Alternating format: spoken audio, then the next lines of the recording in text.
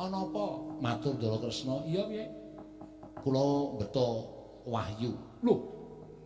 Wahyu tok gawa nggih. Wahyu apa? Katentreman dados dipun tampi Ndara kula Pandhawa. Mengko gampang. Caosna wanawa mundhang para Pandhawa. Nggih, ngestaken dawuh. Werkudara. Oh. Kae lho Kurawa dampyak-dampyak arep ora trima kae singkirna. Gah.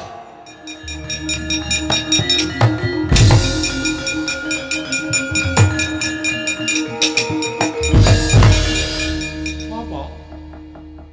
Petroni. Iki apa? Karepmu? Tak gawa ning Astina. Arep tak nggo ngopo? Dienggo syarat. Syarat apa coba aku tak ngerti? Bakal nggonku entuk kanugrahan. Kanugrahan apa? Ngelmu. Ngelmu saka sapa? Bapak guruku. Bapak gurumu sapa?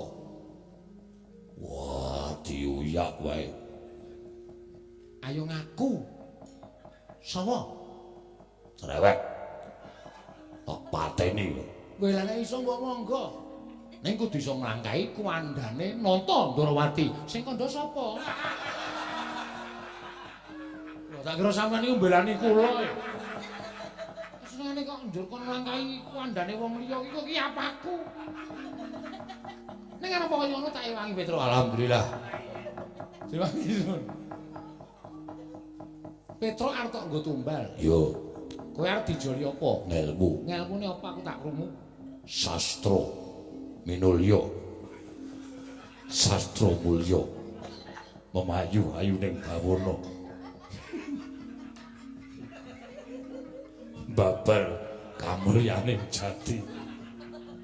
Wis sing kandha kaya ngono sapa? Ora cengengesan. Kowe ngece aku. Lho, ora ngece, kuwi takon karo kowe. Sing ngucape ngelmu kaya ngono mau sapa? Durna bapakku.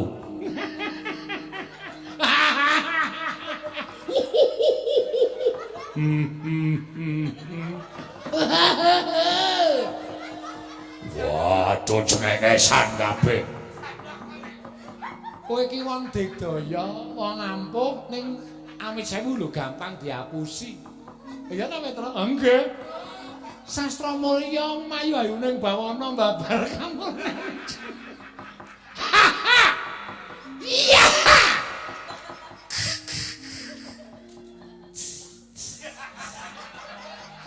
Wah.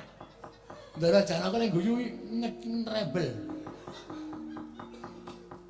Kok isa-isane nglakoni. Mawa kowe guyu. Kowe tak omongi lho, iki kok karane Begawan Durna kuwi ngelmu apa aku tak takon? Jangkeping. Ngelmu kasampurnan. Karo ngelmu sangkan paraning dumadi kudu ana ngelmu sastra mulya. Memayu-ayu ning bawana babar kamulyaning jati. Wis aja tok sebut meneh. Aku ndak guyu.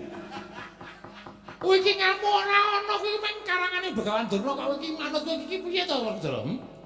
Nganti saka manut karo Begawan Durna, kowe mentala mateni karo Petro. Karepmu piye aku tak takon? Ngelmu sastra mulya memayu-ayu ning bawana babar kamulyaning jati kuwi ora eneng. Jarine Durna eneng. Kowe iki gampang diapusi. Lah kok terus mung perkara ngelmu kowe mentala arep mateni Petro, Petro arep jolke ngelmu, nek Petro upama ngelmune kuwi tenan kowe gelem dipateni ya, Tru? Mboten. Lho. Edan kowe. Ah sampean wae ya ora kompak kok. Pembalasan kok ya. Purun. Nah, krungu dhewe to. Gelem. Nek ngelmu mau ora ana, lah Petruk mati siya. Terus nek kebacut mati ora iso tok uripke, kowe diapusi karo Durna, kowe arep nutuh karo sapa aku tak takon. Aku tak takon arep nutuh karo sapa? Nek di Janaka mboten teng pundi-pundi radi nebihke mawon. Badhe nguthak-athik tembung sastra mulya memayu-ayu ning bawana babar kamulyaning jati.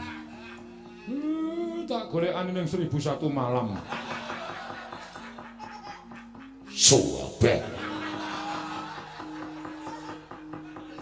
Kowe iki nesu, kowe iki sing bodho kok nesu. Wah. Wis ngene ngono wae, nek Petruk mati ora apa-apa, nek Petruk ora iso duripke meneh piye? Ayo takono Begawan Durna kono. Ngelmune saka sapa, dewane sapa? Aku tak ngerti. terus babaring ilmu sastra mulya mayu-ayu ning kuwi apa aku tak takon omongan ucaturan ngeyel sing ngeyel iki kowe ngeyel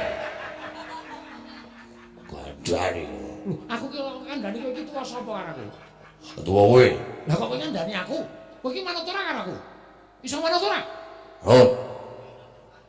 Ya. Bukan apa ya.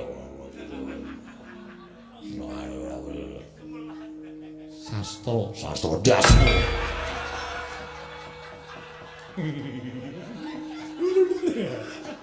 Seneng banget.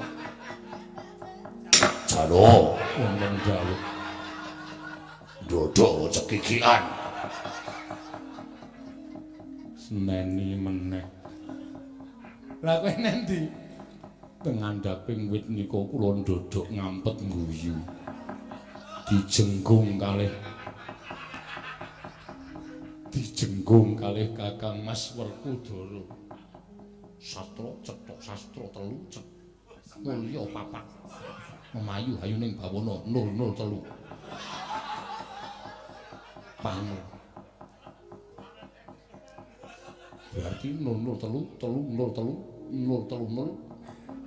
tambah ke papat dadine 4030 040 Jung. Wis. Kula niku mboten tendang bokongmu. Nggih pun. Ndara Werkudara nganu tenan isin tenan. Wis Petro nggih. Ana apa? Matur Ndara Kresna. Iya piye? Kula beto wahyu. Lho. Wahyu tok gawa nggih. Wahyu apa? Katentreman dados dipun tampi Ndara kula Pandhawa. Mengko gampang. Caosna marang pundhang para Pandhawa. Nggih, ngestaken dawuh. Werkudara. Oh. Kae lho Kurawa dampyak arep ora trima kae singkirna. Gah.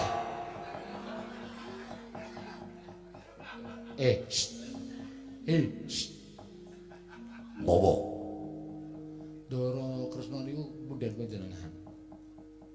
Ayo kon ngresiki Kurawa. Gah.